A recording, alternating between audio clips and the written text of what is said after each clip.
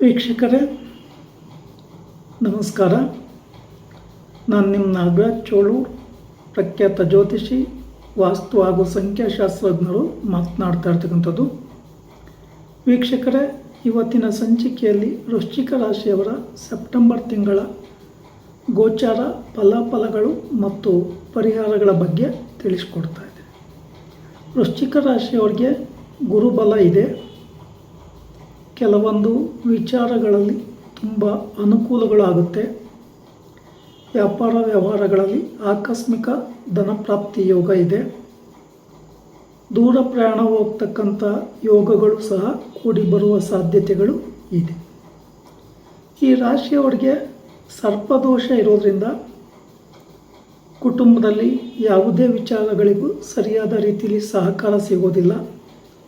ಮನಸ್ತಾಪಗಳು ಉಂಟಾಗ್ತದೆ. ಏನೇ ಕೆಲಸ ಕಾರ್ಯ ಮಾಡಲಿಕ್ಕೆ ಹೋದರೂ ಸಹ ನೀವು ಅಂದ್ಕೊಂಡ ರೀತಿಯಲ್ಲಿ ಆಗೋದಿಲ್ಲ. ಮನೆ ಕಟ್ಟ ವಿಚಾರ ಆಗಿರ್ಬೋದು, ಹೊಸ ಮನೆ ತೆಗೆದುಕೊಂತಕ್ಕಂಥದ್ದು, ವಾಹನಾದಿಗಳನ್ನು ತೆಗೆದುಕೋಬೇಕು ಅಂತ ಇದ್ದರೆ, ಅಥವಾ ಹೊಸ ವ್ಯಾಪಾರ ವ್ಯವಹಾರಗಳನ್ನು ಮಾಡಬೇಕು ಅಂತ ಇದ್ದರೆ ನಿಧಾನ ಆಗುತ್ತೆ ಅಥವಾ ಆಲಸ್ಯ ಉಂಟಾಗುವ ಸಾಧ್ಯತೆಗಳಿರೋದ್ರಿಂದ ಶ್ರೀ ಕ್ಷೇತ್ರ ಕುಕ್ಕೆ ಸುಬ್ರಹ್ಮಣ್ಯದಲ್ಲಿ ಸರ್ಪ ಸಂಸ್ಕಾರ ಶಾಂತಿ ಹೋಮ, ಆಶ್ಲೇಷ ಬಲಿ, ನಾಗ ಪ್ರತಿಷ್ಠೆಯನ್ನು ಮಾಡಿಸಿ, ಅಥವಾ ನಿಮ್ಮ ಹತ್ತಿರದ ಸ್ಥಳದಲ್ಲಿರ್ತಕ್ಕಂಥ ಸುಬ್ರಹ್ಮಣ್ಯ ದೇವಸ್ಥಾನಕ್ಕೆ ಅಥವಾ ನಾಗದೇವರ ಸಾನ್ನಿಧ್ಯದಲ್ಲಿ ಮಂಗಳವಾರ, ಪಂಚಮಿ, ಷಷ್ಠಿ ಇರ್ತಕ್ಕಂಥ ದಿನಗಳಲ್ಲಿ, ಆಶ್ಲೇಷ ನಕ್ಷತ್ರ ಇರೋ ದಿನ, ಅಮಾವಾಸ್ಯೆ, ಪೌರ್ಣಮಿಗಳಂದು ಹಾಲಿನ ಅಭಿಷೇಕ, ಎಳ್ನೀರಿನ ಅಭಿಷೇಕ, ಪಂಚಾಮೃತದ ಅಭಿಷೇಕ ಅಥವಾ ನಿಮ್ಗೆ ಇಷ್ಟವಾದಂಥ ಪೂಜೆಗಳನ್ನು ಮಾಡಿಸೋದು ಉತ್ತಮ. ನಾಗನ ಸಾನ್ನಿಧ್ಯವನ್ನು ಸ್ವಚ್ಛಗೊಳಿಸಿ ಪೂಜಾ ಸಾಮಗ್ರಿಗಳನ್ನು ಸಮರ್ಪಣೆ ಮಾಡಿ ಶ್ರದ್ಧಾ ಭಕ್ತಿಯಿಂದ ಪೂಜೆ ಮಾಡಿ ಪ್ರಾರ್ಥನೆ ಮಾಡ್ಕೊಳ್ಳಿ ಅಥವಾ ಪೂಜೆ ಮಾಡಿಸೋದು ಭಾಳ ಉತ್ತಮ. ಇನ್ನು ನಿಮ್ಮ ರಾಶಿಗೆ ಪಂಚಮ ಶನಿ ದೋಷ ಇರೋದ್ರಿಂದ ವಿದ್ಯಾರ್ಥಿಗಳಿಗೆ ಓದಿದ್ದು ಸ್ವಲ್ಪ ಡಿಸ್ಟರ್ಬ್ ಆಗುತ್ತೆ ಅಥವಾ ಮರ್ತೋಗ್ತಕ್ಕಂಥ ಸಾಧ್ಯತೆಗಳು ಇರುತ್ತೆ, ಅಥವಾ ನಿದ್ದೆ ಬರ್ತಕ್ಕಂಥದ್ದು, ಆಲಸ್ಯ ಉಂಟಾಗ್ತಕ್ಕಂಥದ್ದು, ಅಥವಾ ನಿಮ್ಮ ಸ್ಟಡಿ ಮಾಡ್ತಕ್ಕಂಥ ಒಂದು ಸಂದರ್ಭಗಳಲ್ಲಿ ತುಂಬ ಡಿಸ್ಟರ್ಬ್ ಆಗುವ ಸಾಧ್ಯತೆ ಹೆಚ್ಚಾಗಿ ಇರ್ತದೆ. ಈ ಕಾರಣದಿಂದ ನೀವು ಶನಿದೇವರಿಗೆ ತಪ್ಪದೆ ಪರಿಹಾರಗಳನ್ನು ಮಾಡ್ಕೊಳ್ಳೋದು ಉತ್ತಮ. ಶನಿವಾರಗಳಂದು ಬನ್ನಿಪತ್ರೆ, ಬಿಲ್ವಪತ್ರೆ, ಎಳ್ಳೆಣ್ಣೆ, ಎಳಬತ್ತಿಯ ದೀಪ, ಪೂಜಾ ಸಾಮಗ್ರಿಗಳೊಂದಿಗೆ ದೇವಸ್ಥಾನಕ್ಕೆ ಹೋಗಿ 8 ಸುತ್ತು ಶನಿದೇವರ ದೇವಸ್ಥಾನದ ಸುತ್ತ ಪ್ರದಕ್ಷಿಣೆಯನ್ನು ಹಾಕಿ, ಈ ಸಂದರ್ಭದಲ್ಲಿ ಓಂ ಶಂ ಶನೇಶ್ವರಾಯ ನಮಃ ಈ ಮಂತ್ರವನ್ನು ಜಪಿಸಿ, ಹಾಗೆ ದೇವಸ್ಥಾನದ ಎದುರಿಗೆ ಅಗ್ನಿಕುಂಡ ಇದ್ದರೆ ಅಲ್ಲಿ ಎಳಬತ್ತಿ ದೀಪಗಳನ್ನು ಹಾಕಿ ದೀಪ ಹಚ್ಚಿ ದೇವಸ್ಥಾನದೊಳಗಡೆ ಹೋಗಿ ಪೂಜಾ ಸಾಮಗ್ರಿಗಳನ್ನು ಸಮರ್ಪಣೆ ಮಾಡಿ ಪೂಜೆಯನ್ನು ಮಾಡಿಸಿ. ಅಲ್ಲೇ ನವಗ್ರಹಗಳ ಸಾನ್ನಿಧ್ಯ ಇದ್ದರೆ ಆ ನವಗ್ರಹಗಳಿಗೆ 9 ಸುತ್ತು ಪ್ರದಕ್ಷಿಣೆ ಹಾಕಿ ಪ್ರಾರ್ಥನೆ ಮಾಡ್ಕೊಂಬೋದು ಒಳ್ಳೆಯದು.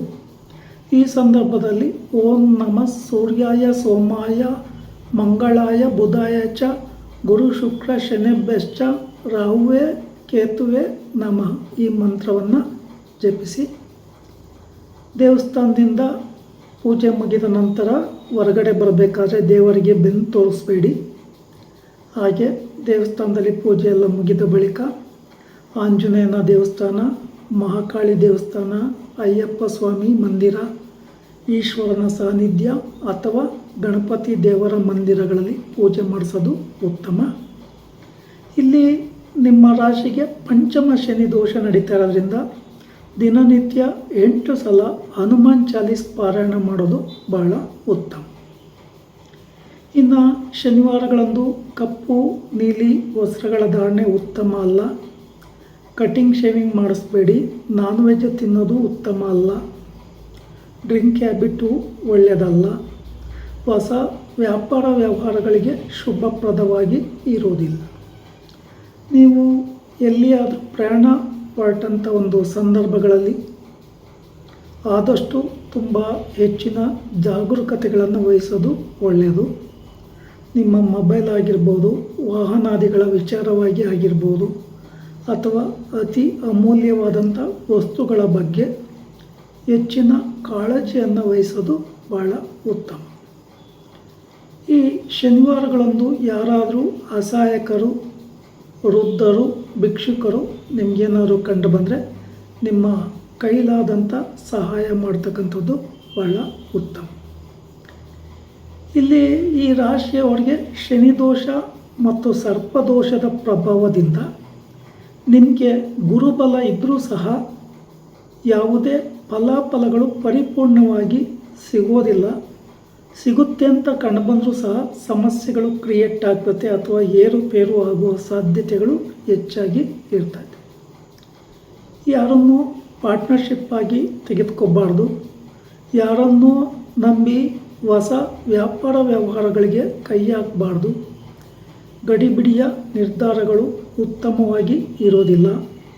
ಆದಷ್ಟು ಎಲ್ಲ ವಿಚಾರಗಳಲ್ಲೂ ಹೆಚ್ಚಿನ ಜಾಗ್ರತೆಯನ್ನು ವಹಿಸಿ ಪರಿಹಾರಗಳನ್ನು ಮಾಡಿಕೊಳ್ಳಿ. ಈ ವಿಡಿಯೋ ಇಷ್ಟ ಆಯಿತು ಅಂದರೆ ಲೈಕ್ ಮಾಡಿ, ಶೇರ್ ಮಾಡಿ, ಫಾಲೋ ಮಾಡಿ, ಆ ಲೈಕನ್ನು ಒತ್ತಿ, ಬೆಲ್ ಐಕನ್ ಒತ್ತಿ. ನಮಸ್ಕಾರ.